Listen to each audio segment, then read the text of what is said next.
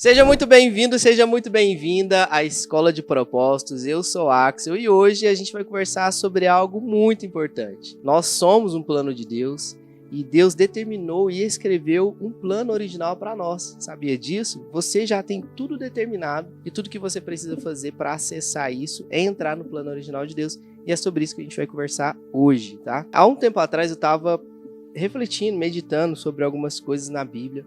E uma frase vem muito forte na minha mente. Pior que a morte é uma vida sem propósito. Essa frase me fez parar tudo o que eu estava fazendo em uma plena terça-feira à tarde e me fazer refletir sobre ela. Pior do que a morte é uma vida sem propósito. Se a gente não souber para onde a gente quer ir, se a gente não souber o que devemos fazer, o que nós estamos fazendo aqui, para onde nós queremos chegar, o lugar que nós queremos chegar, nós vamos viver uma vida medíocre. Você sabia disso? E aí, existe um estudo científico que comprova que quando a gente ouve uma palavra com muita frequência, ou a gente fala uma palavra com muita frequência fora de um contexto original dela, a gente perde o significado original dela, a gente troca esse significado original dela. E essa palavra medíocre, por causa dos coaches aí, ela começou a ser muito usada, às vezes em algum contexto diferente do que o original dela. Mas eu trouxe aqui o significado para ela, para você poder entender o que é ser uma pessoa medíocre. Mediano, ordinário, insignificante, vulgar, sem mérito, aquele que está entre o mal e insuficiente. Em Apocalipse 3,16, a Bíblia vai dizer o seguinte: porque és morno, não és quente nem frio, estou a ponto de vomitar-te da minha boca. Se a gente trocar a palavra morno por medíocre, é o que a Bíblia está dizendo a respeito de viver uma vida medíocre. Então, você quer viver uma vida assim? Se você não quer viver uma vida assim, hoje eu preciso apontar para você 3 verdades que o diabo não quer que você saiba. E preste atenção aqui, o inimigo ele não pode mudar o que Deus já determinou sobre a sua vida. O inimigo não pode mudar o que Deus quer que você seja, mas ele pode paralisar você. Como? Colocando pontos de interrogação na sua cabeça. Será que eu sou capaz? Será que isso é para mim? Será que Deus me perdoou? Será que eu mereço isso? E foi isso que ele fez com Eva lá no jardim, no Éden. Ele começou a colocar pontos de interrogação na cabeça da Eva, a ponto dela pensar, cara, realmente, mano, acho que eu posso comer esse fruto aí. Acho que esse fruto não vai me matar. Então, hoje nós conhecemos a história como é, porque o diabo, ele desviou, né, ele paralisou, ele trocou, ele confundiu a cabeça de Adão e Eva com interrogações. E é isso que às vezes está acontecendo com a gente. Nós estamos permitindo que essas interrogações se tornem verdades em nossos ouvidos. Com base nos Salmos de 139, versículo 16, a Bíblia vai nos mostrar com muita clareza essas 3 verdades. Olha o que a Bíblia diz. Os teus olhos viram a minha substância ainda informe. No teu livro foram escritos todos os meus dias, cada um deles escritos e determinados, quando nenhum deles ainda existia. Quando eu entendi a profundidade desse versículo, eu tomei ele para mim, cara. Eu comecei a viver esse versículo em minha vida. Porque o que eu entendo aqui é que Deus não só estava comigo antes mesmo de eu me formar no ventre da minha mãe, mas como ele já escreveu e determinou todos os meus dias antes deles acontecer. O que isso quer dizer? Nos céus está carregado de bênçãos para a sua vida. Já está escrito e determinado, já está escrito e aprovado. O que nós precisamos fazer? Nós precisamos acessar essas bênçãos que Deus já determinou para nós. Então, sem mais delongas, vamos aqui para as 3 verdades que o diabo não quer que você saiba. A primeira verdade é: você nunca esteve sozinho. A Bíblia vai dizer: os teus olhos viram a minha substância ainda informe. Ou seja, quando eu estava me formando, quando eu era um embrião no ventre da minha mãe, ele já estava me assistindo. E uma coisa que eu preciso te dizer: não importa o ambiente em que você nasceu, não importa a forma que você nasceu, não importa qual foi a situação e a circunstância em qual você nasceu, você nunca esteve sozinho. Porém, isso não anula o nosso sentimento de sentir que estamos caminhando sozinhos. Isso não anula, tá?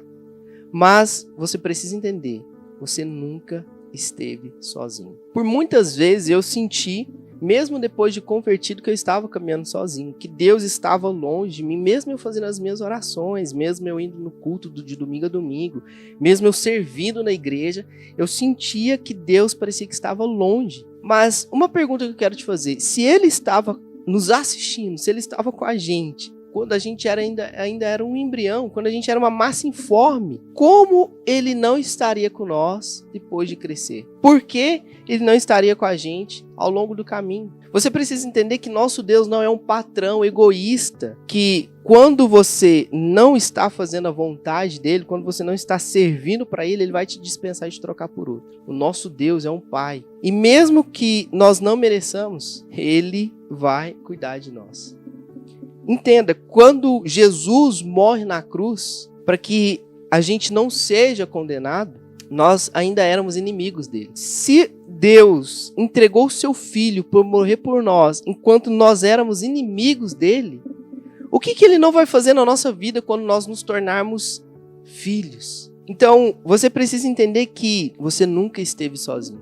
Ele sempre cuidou de você, mesmo quando você não merecia desse cuidado. Em Salmos 94, 14, olha o que a Bíblia vai dizer. O Senhor não desamparará o seu povo, jamais abandonará a sua herança. Se você, depois de ler esse versículo aqui, achar que Deus vai te abandonar, mano, aí eu tenho que fechar a Bíblia aqui e ir embora mesmo. Porque ele está declarando que nós somos a herança dele. E você precisa entender isso.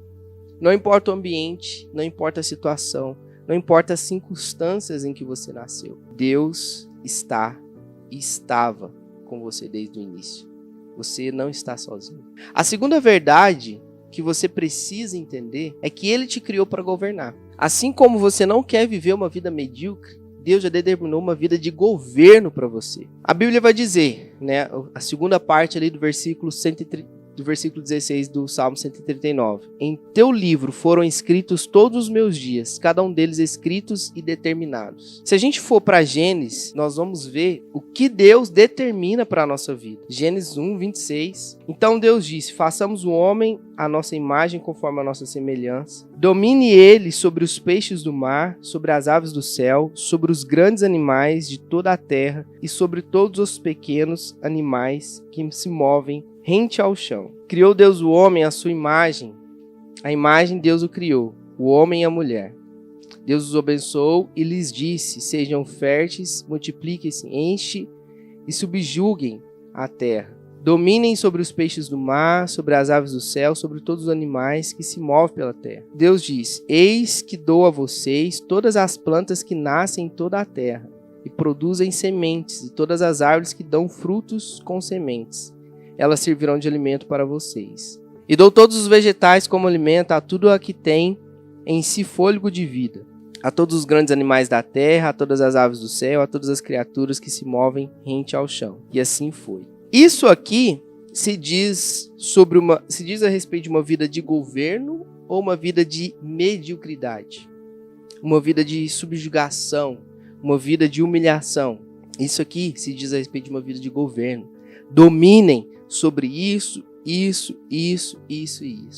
Então, a primeira coisa que eu preciso que você entenda nessa segunda verdade é que Deus te fez para governar. Olha aí para o versículo 16 do Salmo 139. Deus escreveu e determinou. Então, entenda que enquanto você estava se formando no ventre da sua mãe, Ele estava escrevendo todos os seus dias. E aí, Ele viu que era bom. E Ele pegou e aprovou isso. Ou seja, essa vida de governo, Ele aprovou. E aí, o que eu preciso te perguntar? Se já está aprovado, por que não estamos vivendo uma vida de governo? Quando Deus projeta uma semente, Ele não projeta ela para ser uma semente. Deus criou a semente para se tornar uma árvore. Dentro de uma semente existe tudo o que ela precisa para se tornar essa árvore que Deus projetou ela para ser. A altura que ela vai ter, a cor do tronco, a cor dos frutos, a cor das folhas, o sabor da fruta, a cor da casca da fruta. Então, quando Deus projeta uma semente, Ele o projeta para se tornar uma árvore. Deus não projetou uma semente para ela ser uma semente. E o que você precisa entender é que para essa semente se tornar uma árvore, ela precisa estar no plano original de Deus. Qual que é o plano original de Deus? Ela precisa ser plantada, regada e cuidada. Senão ela não vai se transformar em uma árvore. Nós não somos diferentes. Dentro de nós existe tudo o que nós precisamos para nos tornar aquilo que Deus projetou para a nossa vida. Só que para isso acontecer, nós precisamos estar no plano original de Deus. E quanto mais longe nós estivermos desse plano original, mais brecha nós vamos dar para que o inimigo entre e comece a fazer toda essa confusão na nossa mente. De que a gente não merece, de que a gente não pode, que a gente não é capaz, que Deus nos perdoa, que Deus nos ama, que Deus é um patrão rigoroso, egoísta. Não, gente. Preste atenção. A Bíblia é muito clara no que ela está dizendo.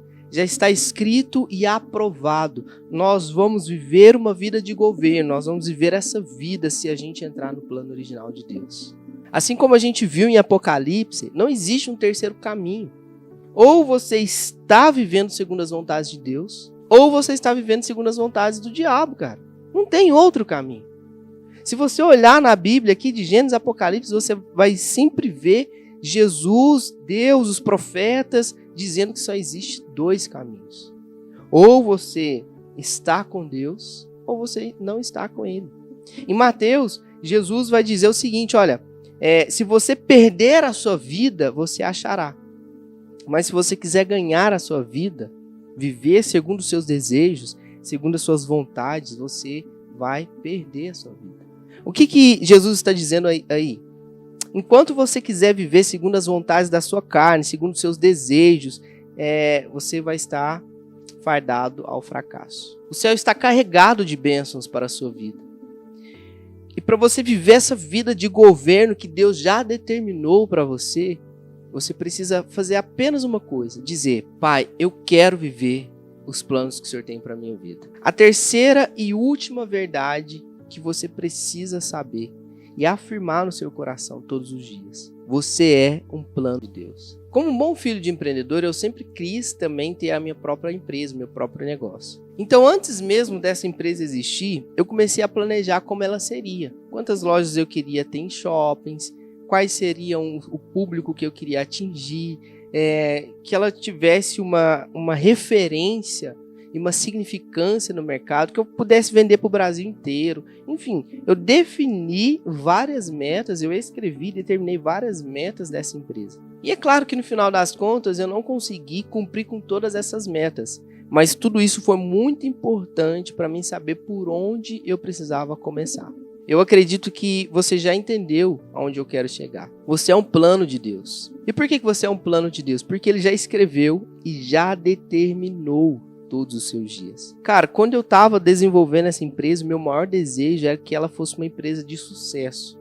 Sabe, eu não queria ver esse projeto meu, esse plano meu fracassar. Você acha que quando Deus ele escreve e determina e aprova todos os seus dias, quando Ele te projeta, quando Ele começa a te assistir ali, se formando no ventre da sua mãe, e aí Ele começa a escrever os seus dias e determinar, olha, o Flávio vai ser isso, o Paulo vai ser aquilo, e, nossa, cara, olha o Pedro, ele vai ser isso, e isso, outro aqui. Você acha que Ele começa a escrever e determinar esses dias pensando, cara, no final eu quero que esse cara aqui fracasse? Você acha, cara? Você acha que Deus faria um plano? Você acha que Deus faria um projeto para ele fracassar no final? Sabe o que eu sinto às vezes? Às vezes eu sinto que Deus tem mais vontade que eu dê certo do que eu mesmo. Por quê? Porque eu não só carrego a imagem e a semelhança dele. Eu também carrego dentro de mim tudo o que eu preciso para se tornar aquilo que ele projetou e planejou para mim. Você entende que não é só aquilo que ele colocou em nós, como imagem e semelhança, mas também dentro de nós. E aí eu poderia ficar horas aqui, falando sobre versículos que provam que nós somos um plano de Deus, que Ele nos escolheu, que Ele fez isso, que Ele fez aquilo. Mas eu já creio, assim, que você já sabe disso. Se você está aqui, é porque você já entende que Deus te escolheu. E aí eu quero deixar aqui algumas perguntas para você refletir, às vezes para você responder aqui nos comentários. A primeira pergunta que eu quero te fazer é: o que tem te impedido de viver o plano que Deus determinou sobre a sua vida? A segunda pergunta, E seria bom se você anotasse essas perguntas, porque vai servir para você refletir sobre o que a gente está vendo aqui hoje. A segunda pergunta que eu quero te fazer é: quais são as consequências de uma vida fora dos planos de Deus? O que uma vida fora do plano original de Deus vai gerar para você? O que você viveu até hoje, segundo os seus desejos, que você olha para trás e fala, cara, eu errei aqui, isso me trouxe essa consequência, hoje minha vida financeira está isso por causa dessa escolha que eu fiz. Então, quais foram as consequências que você gerou na sua vida por estar vivendo fora dos planos originais de Deus para você? E a terceira e última pergunta para você refletir, e às vezes até responder aqui nos comentários, quais são os passos que você precisa fazer para começar a viver os planos de Deus em sua vida? Olha, na quarta-feira, às 20 horas, nós vamos fazer um encontro com propósito. O que vai ser esse encontro com propósito? Vou explicar aqui para você. Vai ser uma chamada de vídeo no Google Meet, que é muito fácil, você às vezes nem vai precisar do aplicativo, ou se precisar, baixa aí já, onde nós vamos entrar ao vivo com você, se você quiser participar, é lógico, e a gente vai fazer praticamente ali um discipulado, perguntas e respostas. Eu quero te ouvir. Tá? Eu quero te ouvir a respeito desse conteúdo, nós vamos discutir aqui, nós vamos responder essas perguntas e, é claro, nós vamos trazer pessoas com autoridade, pastores e líderes também para comentar a respeito desse conteúdo, para responder essas perguntas e principalmente responder as suas perguntas. Nós queremos te ouvir. E para você participar desse encontro com propósito, aqui embaixo eu vou deixar o link do grupo Pecadores com Propósito. Nesse grupo nós estamos ali caminhando juntos para vivermos uma vida segundo os planos de Deus. Então, se você quiser participar do encontro com propósito, essa aula ao vivo, esse encontro ao vivo, na verdade, onde nós vamos ali conversar a respeito da palavra de Deus, onde nós vamos te ouvir e também poder responder essas perguntas e trazer com mais profundidade isso que foi passado aqui para vocês hoje, clica aqui no primeiro link da descrição, você vai conseguir entrar já no grupo. Eu deixei também fixado nos comentários desse vídeo o link, então clica lá, entra, porque vai ser um momento muito edificante. O nosso objetivo desse encontro é fazer basicamente um discipulado para que a gente comece a viver uma vida com propósito, tá? Então, assim, não perca essa oportunidade, vai ser um momento incrível onde a gente vai poder compartilhar a palavra de Deus. E antes de você sair do vídeo, deixa um comentário aqui do que você achou dessa aula, nós queremos te ouvir, tá? Se inscreva no canal, deixa o like, você sabe, compartilha esse vídeo com aquela pessoa que você, cara, nossa, tal pessoa precisava ouvir isso aqui.